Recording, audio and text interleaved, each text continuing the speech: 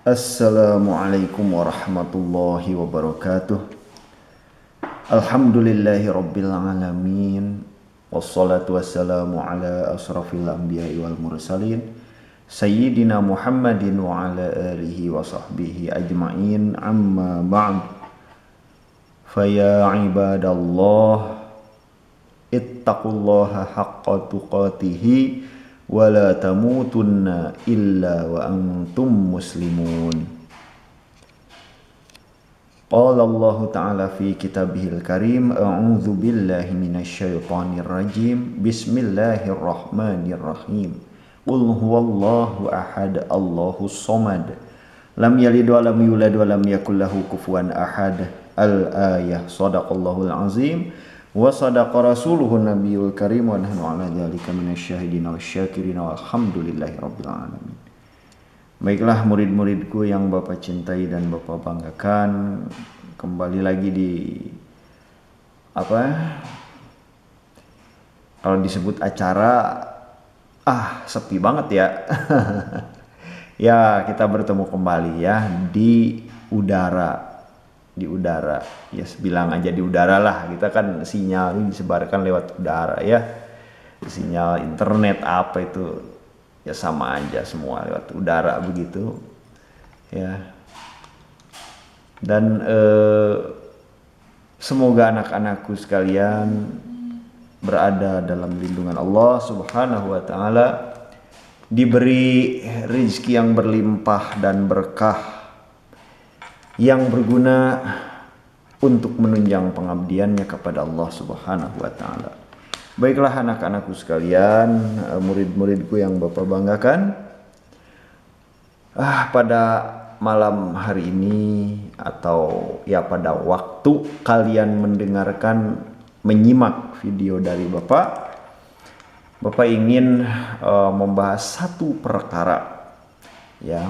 Mungkin ini ada bersambung karena banyak ya hal yang penting mengenai ini fondasi bagi kita selaku umat yang mengaku muslimin muslimat, yang mengaku beriman kepada Allah. Fondasi dasar yaitu akidah. Baik. Namun dalam kesempatan kali ini Bapak tidak ingin membahas perkara akidah ini secara panjang lebar runutan dalil-dalil ya, karena wilayah Bapak bukan di situ. Namun Bapak juga seorang muslim gitu, yang mengaku beriman kepada Allah.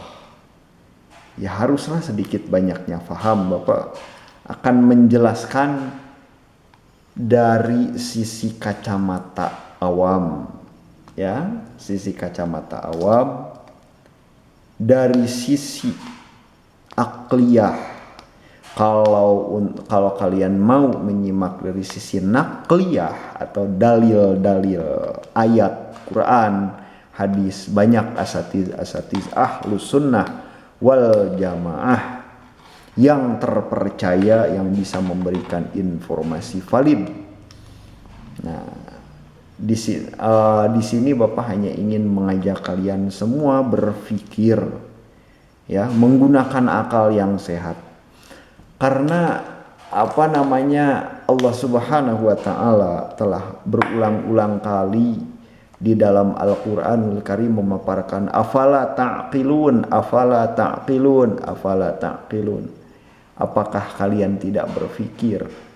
Apakah kalian tidak menggunakan pikiran kalian? Ya. Begitu. Berarti kita menggunakan akal dan pikiran itu diperintahkan oleh Allah. Ya. Tentunya bukan dalam arti kita mendewakan akal, bukan, tapi menggunakan akal sebagai perangkat untuk memahami ayat-ayatnya gitu. Kalau tidak menggunakan akal berarti tidak waras, sakit, gila, dan Ketika seseorang sudah menjadi gila, maka dia terlepas dari kewajiban-kewajiban syariat kan. Lihat orang gila, dia sudah lepas dari kewajibannya mengerjakan sholat, zakat, dan rukun Islam yang lainnya itu. Udah lepas dia dari kewajiban syariat karena hilang akalnya. Nah itu, disinilah kita menggunakan akal untuk sebagai alat untuk memahami dalil-dalil tersebut, memahami perintah dan larangan Allah Subhanahu wa taala dan yang lain-lain terkait dengan syariat. Karena sekali lagi, orang yang hilang akal, gila ya contohnya, dia sudah lepas dari kewajiban syariat. Baik, tidak berpanjang-panjang, mungkin durasinya ini tidak bisa panjang karena yang kamera yang Bapak gunakan juga masih terbatas ya. Kita masih menggunakan peralatan yang ada sajalah. Ya, mudah-mudahan ya kalian doakan semua agar Bapak bisa melengkapi dengan peralatan yang lebih mumpuni ya. Mana syukur-syukur lebih canggih. Oke. Baik, perkara akidah berarti perkara Allah ya. Nah, anak-anakku sekalian, kita kalau berbicara Allah, kita berbicara sistem ketuhanan. Apa itu sistem ketuhanan? Sistem runutan cara bagi kita untuk menyembah kepada Tuhan yang Maha Esa, yaitu Allah Subhanahu wa ta'ala. Ya. Anak-anakku semua perlu mengetahui bahwa sistem ketuhanan umat Islam, sistem ketuhanan agama Islam sangat berbeda dibandingkan dengan sistem ketuhanan agama lain. Awas loh, di sini Bapak bukan menjelekkan agama lain, enggak, bukan menghina agama lain, bukan. Tapi Bapak hanya membicarakan bahwa sistem ketuhanan kita Islam itu sangat berbeda dengan ketuhanan agama lain. Ya. Sangat berbeda. Dan kita tidak boleh sama. Kita dalam hal kepercayaan kepada Tuhan, kepada Allah, kita tidak boleh sama dengan umat agama lain. Kalau sama, nah nanti kan akan terkena oleh hadis Nabi ya, bahwa barang siapa mengikuti suatu kaum maka Allah akan menggolongkan si pengikut itu kepada kaum yang diikutinya gitu, akan termasuk ke dalam situ. Nah, ini adalah terutama dalam hal akidah, dalam hal kepercayaan, dalam hal sistem ketuhanan.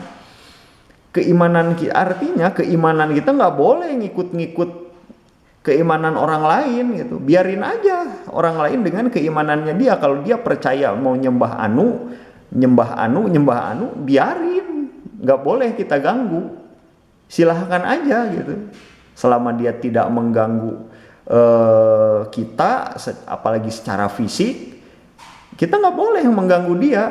Nggak boleh, biarin aja. Jangankan mengganggu secara fisik, ngejek aja nggak boleh. Misalkan lu punya Tuhan kepalanya botak, nggak boleh, biarin aja gitu. Nah, tapi kita nggak boleh ngikut-ngikut cara dia gitu.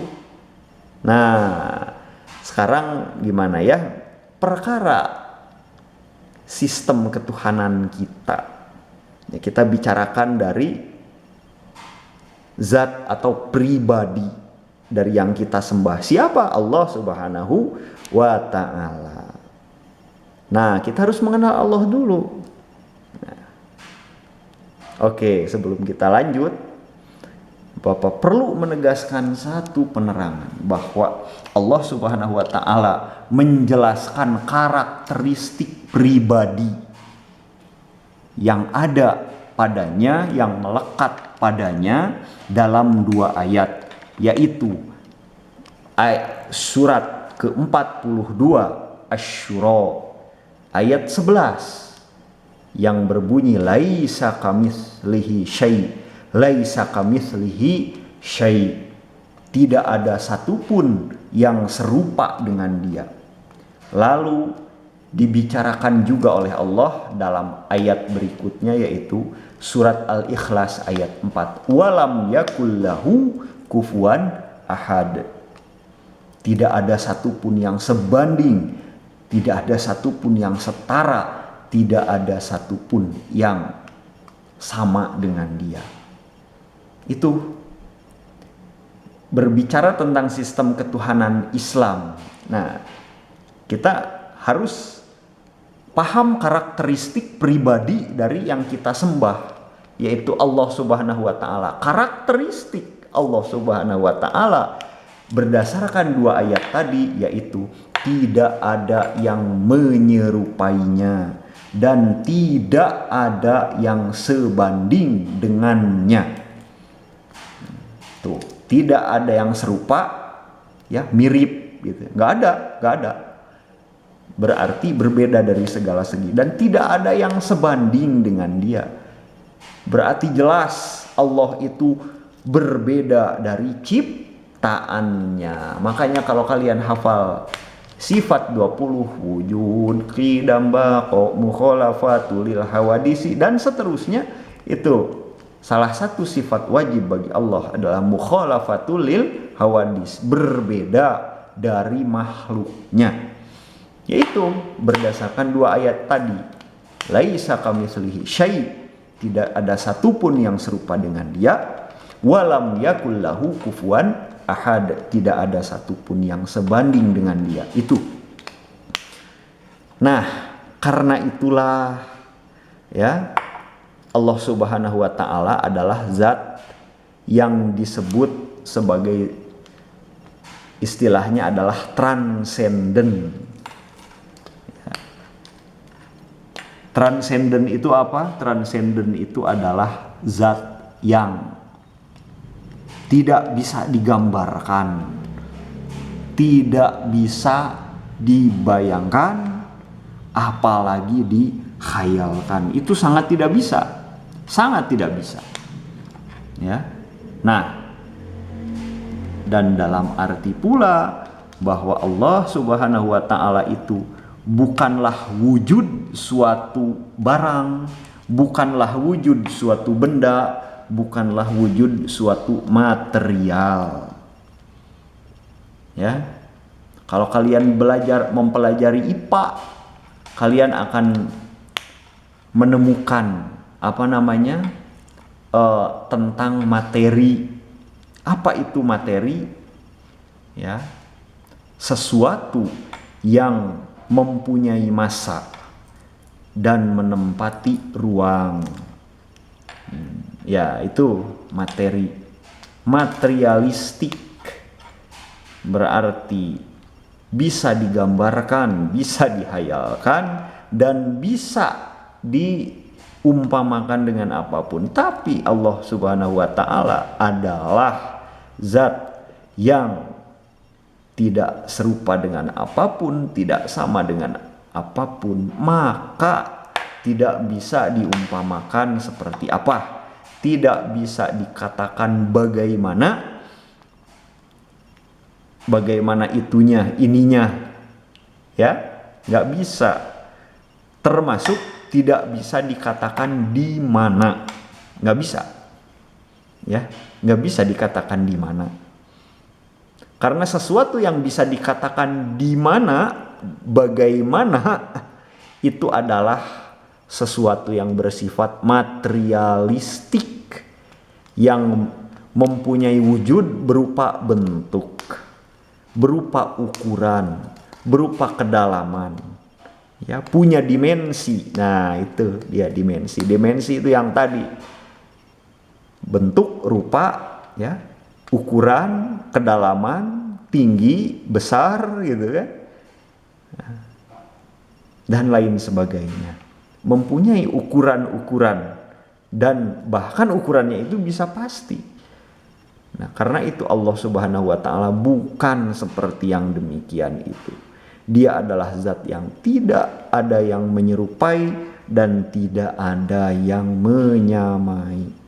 Karena tidak ada yang menyerupai, tidak ada yang menyamai, tidak bisa disebut bagaimana, tidak bisa disebut apa. Oh, kalau apa bisa ya, apa bisa, yaitu apakah Allah itu? Ya Tuhan, Tuhan kita, sesembahan kita. Tapi bagaimana Allah itu? Nggak bisa dijelaskan. Tapi kalau saya misalkan Ahmad Apiyariyadi, bagaimana Ahmad Apiyariyadi? Begini, tingginya segini, beratnya segini, rupanya seperti ini, tinggalnya di anu, bisa. Itu bagaimana? Tapi Allah tidak begitu gitu. Nggak begitu. Karena tidak ada satupun yang sama dan tidak ada satupun yang serupa. Tidak bisa dikatakan bagaimana dan bahkan tidak bisa dikatakan di mana. Ya, karena tidak ada yang menyerupainya dan tidak ada yang menyamainya. Oke. Lanjut.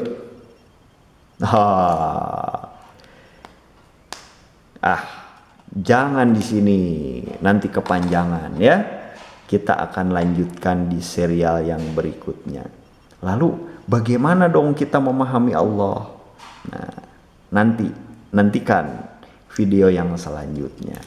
Ya, untuk sekarang kita akhiri dulu. Pertama, biar durasinya tidak kepanjangan. Yang kedua, biar ya penasaran lah. Oke?